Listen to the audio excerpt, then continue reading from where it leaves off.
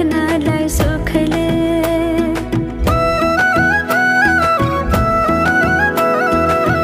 कति गरौँ तिम्रोमा बयान, गर्दै अब बेलैमा कल्याण। कति गर्छौ बयान मुखले, आँट गरेर राख्नलाई सुखले।